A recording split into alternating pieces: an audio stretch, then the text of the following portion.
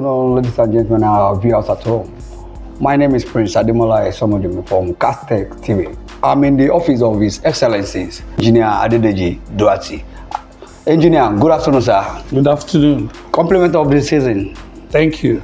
So, sir, we are in your office today. We see that you are looking so gorgeous. What's the secret behind this?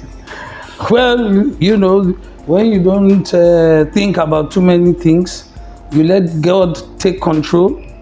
You understand?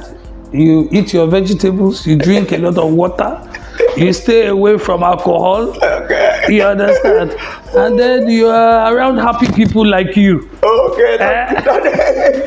So, we are here today. We just find out that you are kind of a man that, when we talk about PDP in Lagos State and in national level, you always stand at all. So, today, what is the stand of PDP in Nigeria of today? Well, like I tell a lot of people, and you are well aware, Demola, that I've been in PDP for almost 26 years. We have evolved through the democratic system in Nigeria, you understand? So, as the foremost party in this country and the oldest party in this country, it is very, very expected that we would go through the various ups and downs of democracy.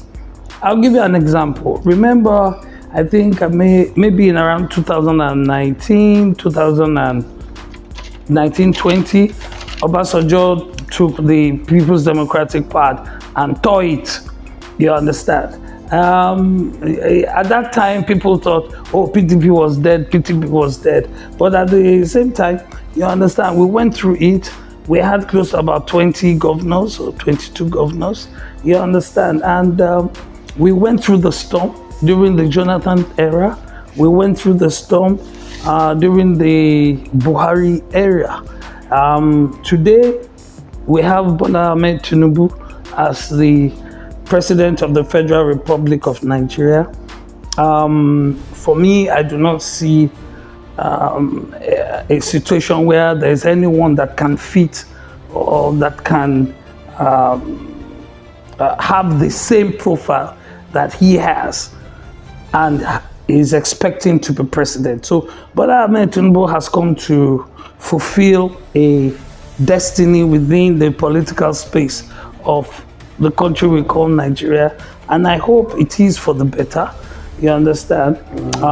For PDP is going to wax on stronger. We have Governor Wike working hard to make sure that PDP still stands. You understand? Right now, a lot of people can look at him and say maybe he's working for Bola Ahmed Tinubu, but I must tell you with all sincerity that Governor Wike is in the People's Democratic Party. He might be working for the emergence of the second term of Ahmed Bola Tinubu, but at the same time, it is going to his actions and his template is that will make the party survive during this period. I can't say more than that for now. So you made mention of Minister of FCT, Wike. But what is it? Why does it happen last year, January, that Wike Fashion schedule a BLT emergency meeting, which is not declared to many PDP? Why does that kind of thing happen that way? You know, let me say something, and that is, Governor Wike is a proactive person. You understand? And you can see the transformation that he's doing in the FCT today. You understand? This is a workaholic. I just call him a workaholic because I've never seen him rest since he was governor. You don't hear him going on holiday. You don't hear him going on sabbatical. You don't hear him going on those long vacations. up till today. And he's still performing. After performing as governor, he's now performing as minister. This is one person that has been a minister for quite a while. Now, let's go back to your question. Your question is, why did he call the emergency BOT, NEC, and NWC meeting? Yes. The emergency meeting. The emergency meeting was called because at that time, it was a few days to the expiration of the tenure of the NWC. You understand? The Sam Anyanwu and Damagu tenure was coming to an end. So he had to call that meeting so that a caretaker committee could be put in place.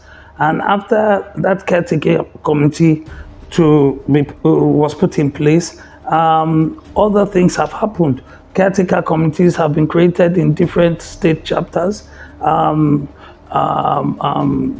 state chapters have been dissolved, and PDP is moving along the line of conducting another convention. So the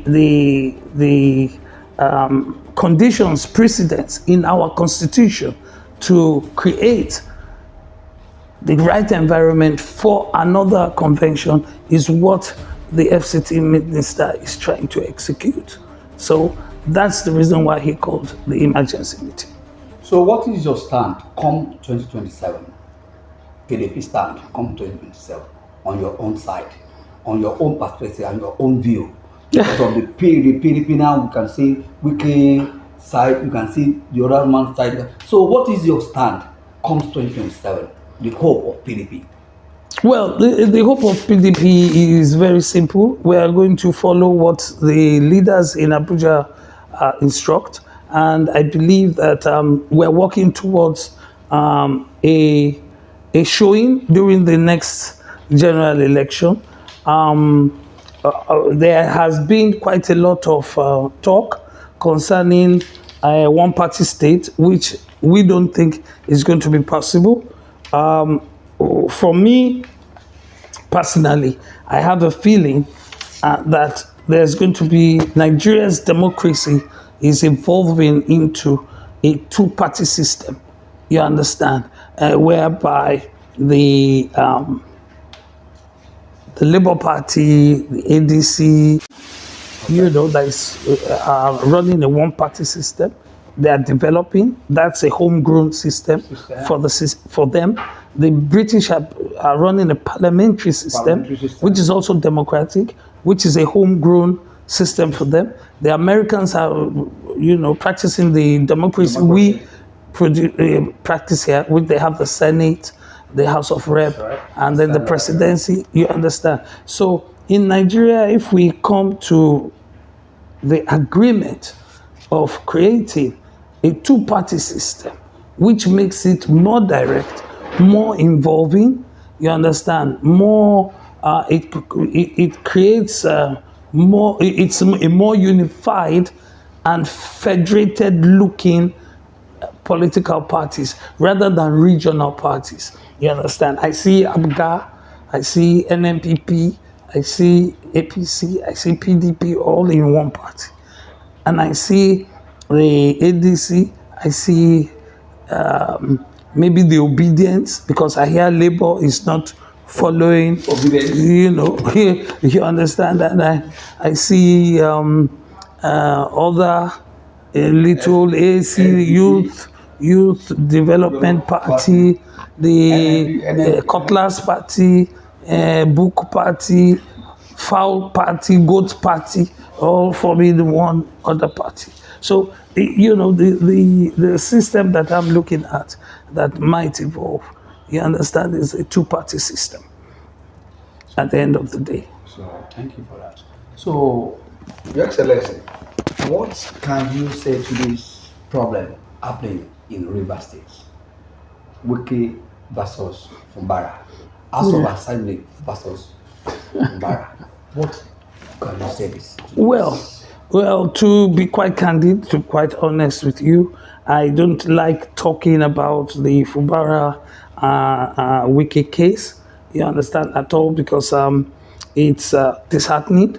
I'm not happy about it. If I was in Wike's case, I would not be happy about it. If you were in Wike's case, shoes, you will not be happy about it. I don't think there's anybody that will want to work like the FCT minister worked to keep Rivers State, campaigned heavily to win his election. Probably a few people even lost their lives in the process. You understand? There was Rivers State was a battleground during the last election, and the minister was able to see through. His candidate won, and the process by which Fubara won the election and got announced as governor of Rivers State is too cumbersome, too dangerous, too volatile, and at the end of the day, victory was achieved. I think it is bestowed on the governor now to make sure that he keeps all that team together. You understand? And when you are governor, believe me, when you are governor, you have to have a large heart. You have to be so humble than the normal human being. Everything positive, you have to have excess of it for you to sustain that. Even when it hurts you, you cannot show that, everybody believes that being a governor is a very easy position to be at and an enjoyable position. But no, it is not. It's not a tea party. You understand? Because you have traditional rulers to even govern. You understand? And these are people that represent our ancestors. You understand? So how do you handle them?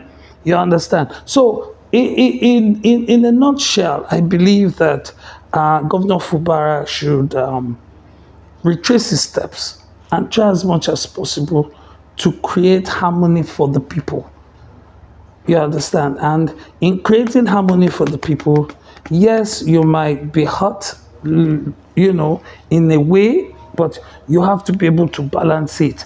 Governor Wike has done the legwork, has done the field work, has done the internal work, has done the external work for you to emerge as the governorship candidate, and has also done all this work again for you to emerge as the sitting governor. I think it is bestowed on you to manage as much as possible, manage him, to the fullest. Ladoja, thank God he's a king now. He has more wisdom now. Ladoja was not able to manage Baba Adedeji at that time. You understand? And look at what happened to him. You understand? Yeah, luckily for Fayose was not able to manage Baba Obasanjo at that time. You understand? He was lucky to have come back as governor. You understand? But these are issues that and examples that I think Fubara should look at. In Obasanjo's case, it was the president against the governor.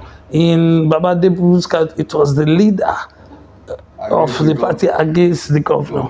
In this case, it is the leader against the governor. So I think it is, and I must say this again, that I have been in Lagos State 2007. Yes. You understand? And I believe that I know Bola Ahmed Tinubu, to a certain extent. You understand? Having met with him and had him, you understand? I believe that he is one person that frowns on this kind of situation. You understand? He might be trying as much as possible to solve the problem. However, Bola Ahmed Tinubu does not like when a protege goes against his mentor.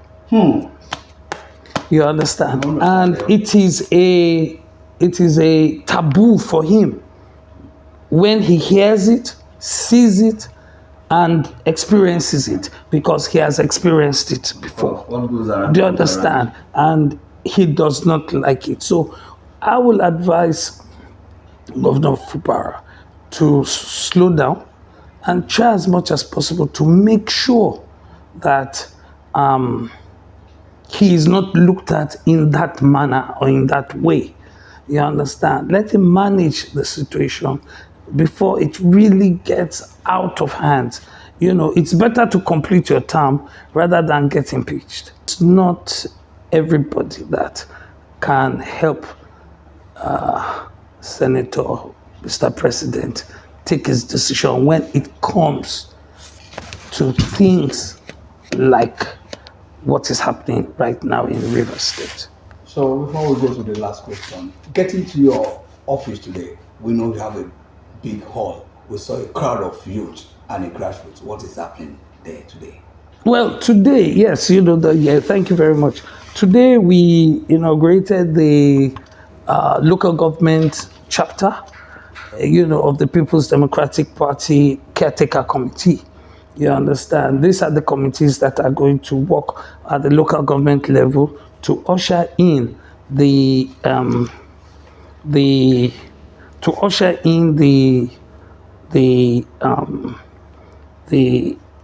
state ESCO, the local government ESCO, the ward ESCO, and the zonal ESCO. You understand? So for Lagos State this time around, because of the peculiarities of what has happened with the obedience and the labor during the last election, we're making sure that that does not happen this time around. You understand? However, it is all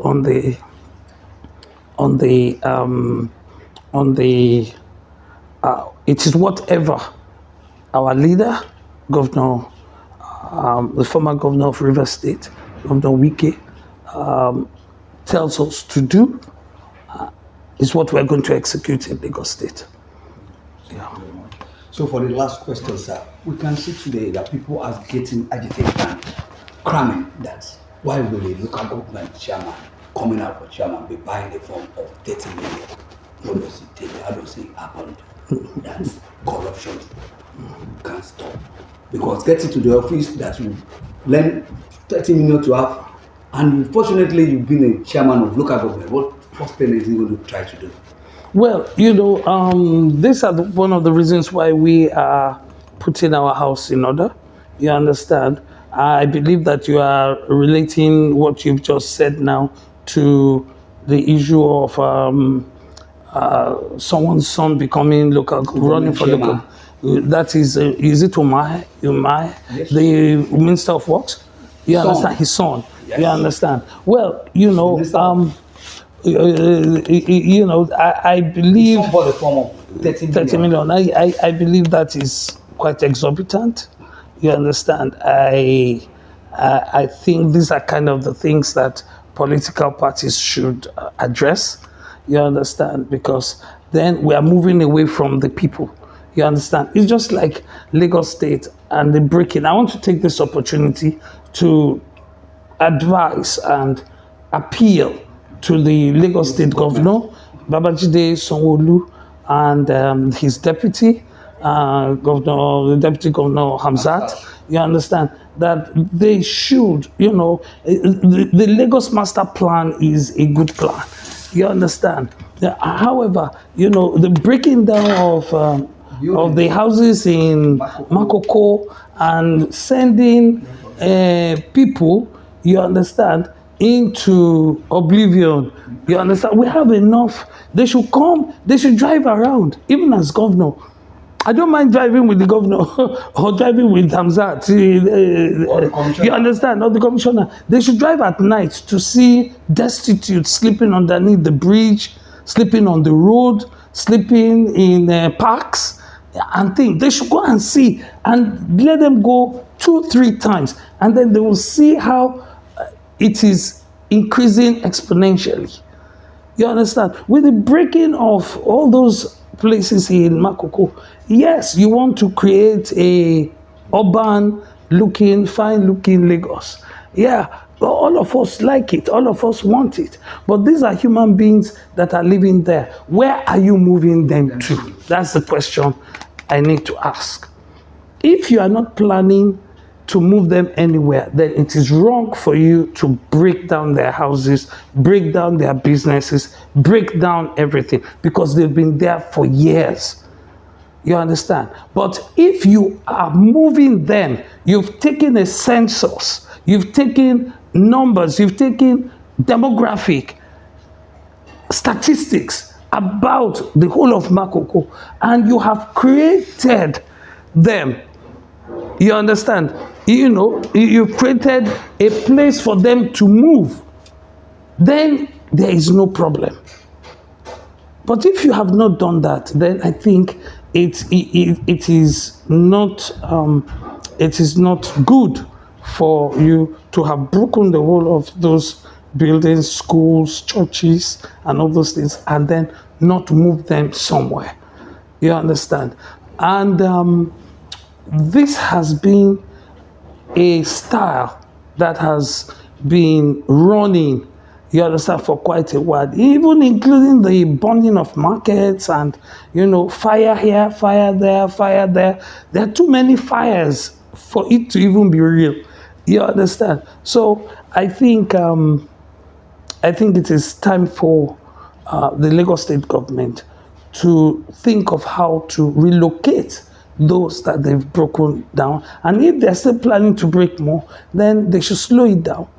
Go and develop areas, you know, on the way to Badagry or on the way to Ekpe. You understand? Go and develop areas that you're going to move these people to. You understand? Leaving them homeless is not human. And in PDP, we will not really accept it. Thank you. Your message to your people at home and the people abroad there.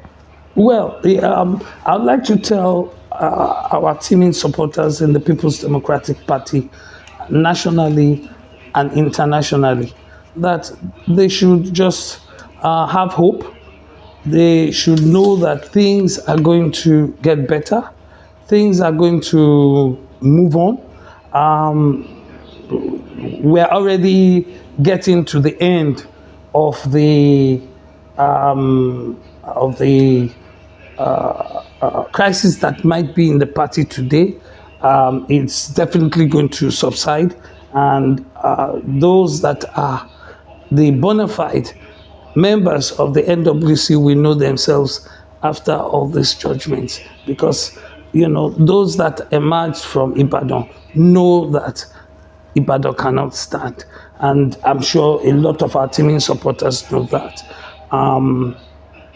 Whatever our leader decides for the party, we should take it that it's the best for the party for now. It is a trajectory to something bigger and larger that will help the country and will help we as members of the party and the teaming members and citizens of Nigeria. So I believe they should look up to God. They should pray that Nigeria goes through the next coming elections in peace and not in pieces. And also pray for our leaders, you know, to make sure that Nigeria becomes a better country, especially for the youths and the women. Thank you very much. Thank you. Thank you. Your name again is My name again is remains Engineer Adedeji Doherty of the People's Democratic Party, former state chairman, PDP, and then former organizing secretary, financial secretary, vice chairman of the Southwest Zone. Thank you very much.